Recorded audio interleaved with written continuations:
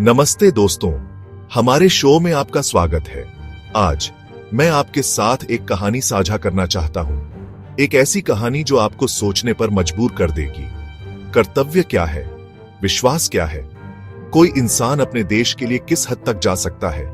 यह कहानी हिरो ओनोडा नाम के एक व्यक्ति के बारे में है। उनकी कहानी सिर्फ एक कहानी नहीं है, यह एक सबक है। साहस, अनुशासन, एक ऐसी वफादारी जो बहुत आगे निकल गई। इसकी शुरुआत विश्व इतिहास के एक बहुत ही मुश्किल समय में होती है।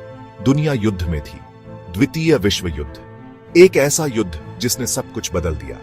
देश एक दूसरे से लड़ रहे थे, लाखों जानें गईं। जापान इस युद्ध में एक बड़ी ताकत था। यह युद्ध बड़े बलिदान का समय था।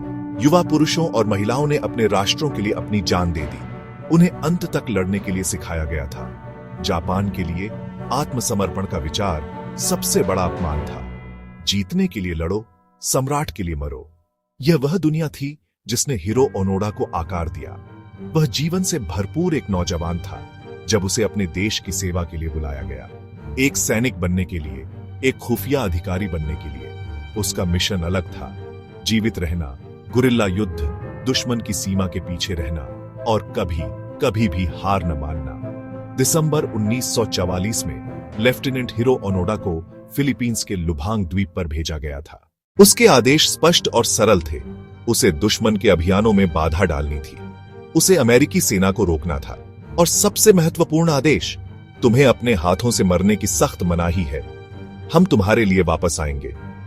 तब तक जब तक तुम्हारे पास एक भी सैनिक है, तुम्हें उसका नेतृत्व करना जारी रखना है। जब अगस्त 1945 में युद्ध आधिकारिक रूप से समाप्त हुआ तो दुनिया ने जश्न मनाया। शांति की घोषणा की गई। लेकिन लुभांग द्वीप पर यह खबर हिरो ओनोडा तक इस तरह नहीं पहुंची कि वह उस पर भरोसा कर सके।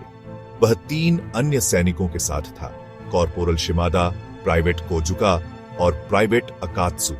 उन्होंने विमानों से गिराए गए पर्चे देखे। इन पर्चों पर लिखा था, युद्ध खत्म हो गया है, बाहर आ जाओ। लेकिन ओनोडा और उसके आदमियों को शक था। उनकी ट्रेनिंग ने उन्हें दुश्मन के प्रोपेगेंडा के बारे में सिखाया था। उन्हें लगा कि यह एक चाल है, इसीलिए वे छिपे रहे और अपना मिशन जारी रखा।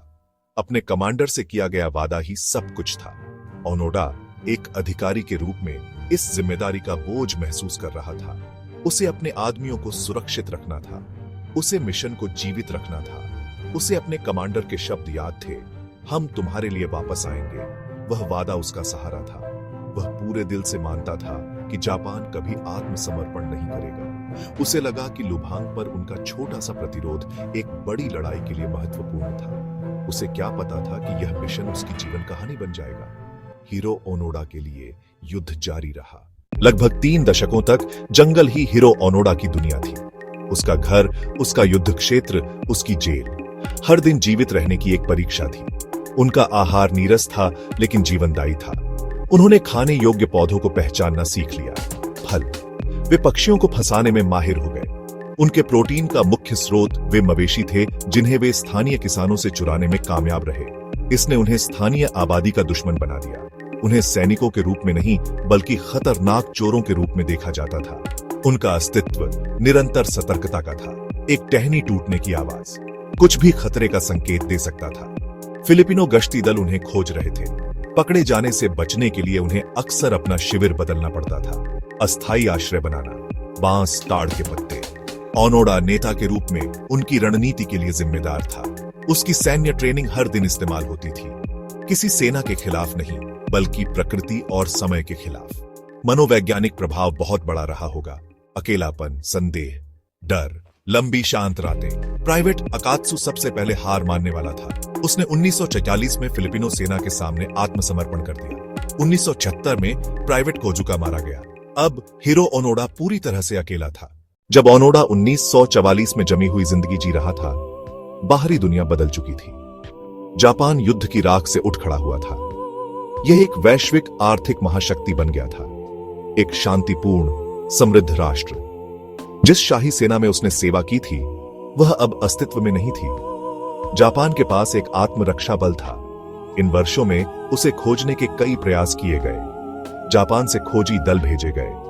उसके अपने परिवार के सदस्य द्वीप पर गए।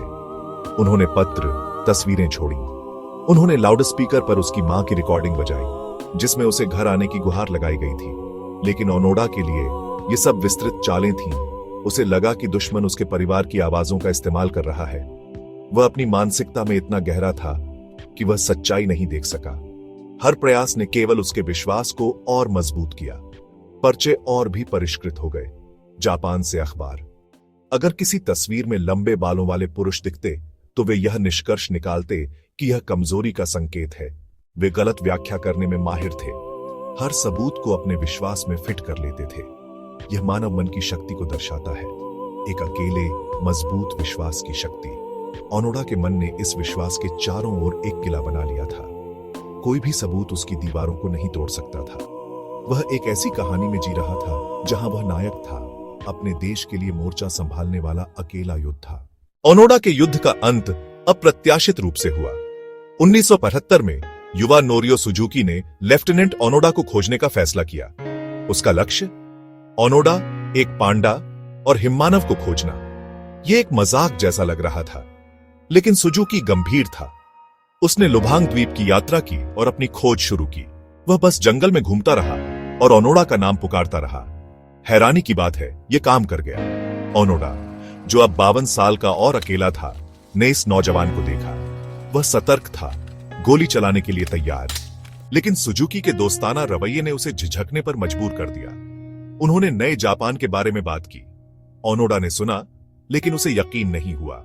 वह तभी आत्मसमर्पण करेगा जब उसे अपने कमांडिंग ऑफिसर से सीधा आदेश मिलेगा। सुजुकी इस अविश्वसनीय खबर के साथ जापान लौटा। उसने ओनोडा को ढूंढ लिया था। जापानी सरकार ने तुरंत कार्रवाई की। उन्होंने मेजर तानिगुची का पता लगाया, जो अब एक किताबों की दुकान में काम कर रहे थे। मार्च 1977 में मेजर तानिगुची अपनी पुरानी वर्दी पहनकर जंगल में हिरो ओनोडा से मिले। उन्होंने औपचारिक रूप से आदेश पढ़ा, सभी लड़ाकू गतिविधियां बंद की जाए। आपको एतद द्वारा सभी कर्तव्यों से मुक्त किया जाता है। हिरो ओनोडा के लिए उन शब्दों ने आखिरकार उसका युद्ध समाप्त कर दिया। वह टूट गया और रो पड़ा। 29 साल बाद उसका मिशन खत्म हो गया। उसने अपनी तलवार राष्ट्रपति मार्कोस को सौंप दी। जब वह जापान लौटा तो उसका एक राष्ट्रीय नायक के रूप में स्वागत किया गया। एक जीती जागती किंवदंती। उनकी कहानी हमें विश्वास और मानवीय समर्पण की अविश्वसनीय शक्ति के बारे में सिखाती है। धन्यवाद।